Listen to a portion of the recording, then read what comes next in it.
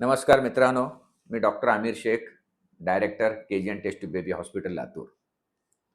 आज आपण एका महत्त्वाच्या विषयावर बोलणार आहोत.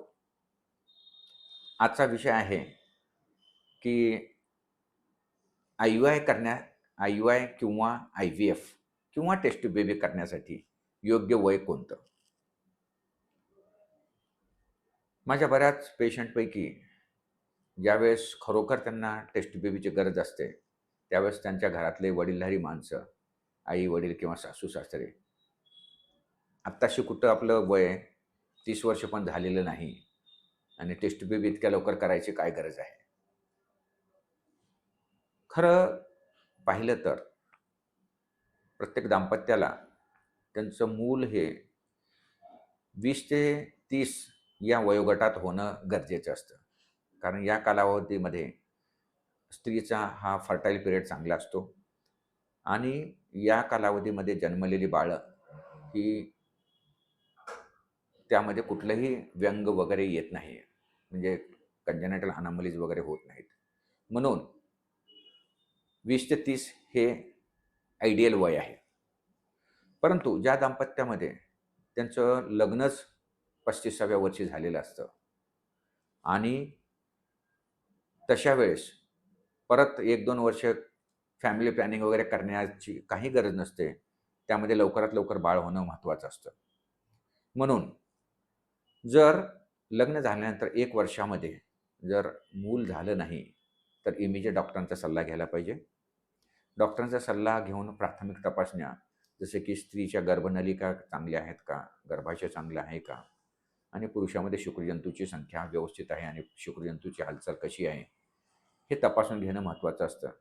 आणि समजा वय 30 वर्षाच्या खाली असेल, तर 1-2 वर्ष थांबण्यात काही हरकत नाही.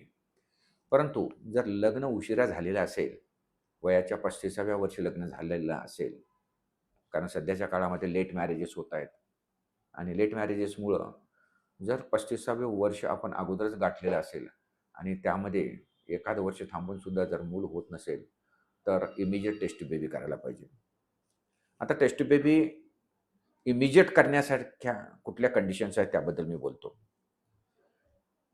स्त्रीच्या प्राथमिक तपासण्यामध्ये स्त्रीच्या दोन्ही गर्भनलिका जर बंद असतील किंवा स्त्रीचं वय 35 वर्षापेक्षा जास्त असेल किंवा स्त्रीचं वय 35 वर्षापेक्षा जास्त आहे आणि जवळपास 5-6 IUI करून सुद्धा जर मूल होत नसेल, तर समजावं की या पेशंटमध्ये लवकरात लवकर टेस्ट बेबी करणं गरजेचं आहे. हे झालं स्त्रियांच्या बाबतीत.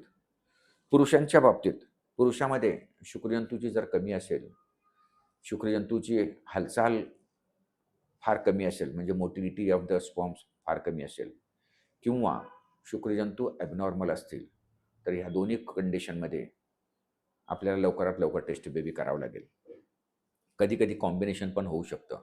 स्त्रीच्या नलिका पण बंद असतात आणि पुरुषामध्ये शुक्रजंतूची पण कमी असू शकते. तर अशा वेळेस टेस्ट बेबी लवकरात लवकर करणं गरजेचं असतं. सध्याच्या काळामध्ये आणखी एक नवीन प्रॉब्लेम सुरू झालेला आहे. स्त्रीचं वय तर 30 वर्षाचं दिसतं, पण तिच्या ओव्हरीचं वय जवळपास 40 वर्षाच्या जवळपास पोहोचलेलं आहे. त्याचं कारण असं आहे, की सध्याच्या युगामध्ये आपण फारच भेसळयुक्त अन्न भेसळयुक्त आहे, पाणी भेसळयुक्त आहे आणि हवा पण भेसळयुक्त आहे. म्हणजे प्रदूषित हवामानामुळं सध्याच्या ह्यूमन गॅमेट्सवर त्याचा विपरीत परिणाम होत आहेत आणि एकेकाळी आमच्या MBBSच्या काळात म्हणजे मी 81ला ज्यावेळेस MBBSला होतो, त्यावेळेस 120 मिलियन शुक्रजंतू हे नॉर्मल समजलं जायचं. पण सध्याच्या काळात 120 मिलियन हे कुठल्याही पुरुषामध्ये शुक्रजंतू मिळत नाहीत. जेमतेम 20 ते 30 मिलियन शुक्रजंतू मिळत आहेत. सांगण्याचं तात्पर्य रिसेंट काळामध्ये हे आपली प्रजनन क्षमता फार कमी होत चाललेली आहे. तसेच स्त्रियांच्या बाबतीत पण स्त्री 30 वर्षाची असून सुद्धा तिचे ओव्हरीचं वय जवळपास 40 वर्षाच्या जवळपास पोहोचलेलं आहे. याचा दुसरा अर्थ असा, की अगोदरच्या आपल्या काळात आई किंवा आजीला आमच्या काळात जवळपास पाळी जाण्याचं वय 50 ते 55 वर्षात व्हायचं. पण सध्या 35 ते 40 वर्षामध्ये पाळी जाण्याचं वय झालेलं आहे. त्याचं कारण असं आहे, की आपले गॅमेट्स हे लवकर डिटोरिएट होत आहेत या प्रदूषित वातावरणामुळे. म्हणून ऑलरेडी आपण एज्युकेशनच्या नावाखाली उशिरा लग्न करत आहोत. उशिरा लग्न केल्यानंतर त्यानंतर फ्रीडमच्या नावाखाली किंवा लगेच बाळ नको 2-3 वर्ष आपण हनीमून किंवा एन्जॉयमेंट करू.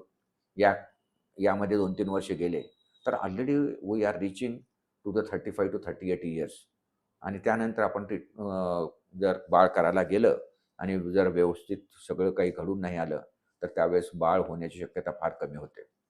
म्हणून शक्यतो ल लग्न हे 20 ते 30च्या दरम्यान करावं.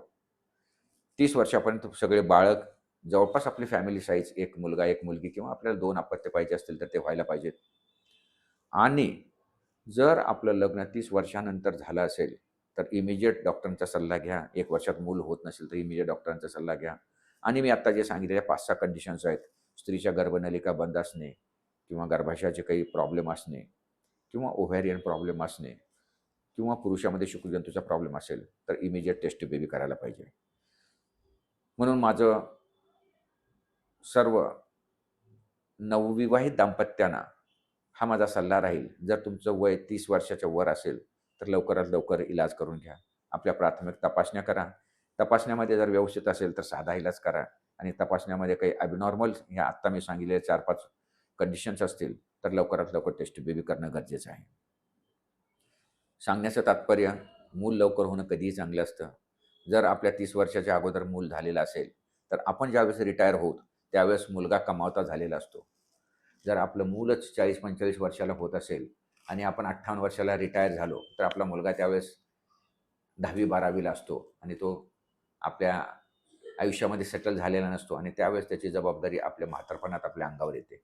म्हणून मूल लवकर होणं हे कधीही तुमच्यासाठी, तुमच्या कुटुंबासाठी आणि तुमच्या देशासाठी हे सगळ्यांसाठी फायदेशीर असतं. म्हणून लवकरात लवकर पहिलं बाळ होणं फार महत्त्वाचं असतं. नमस्कार.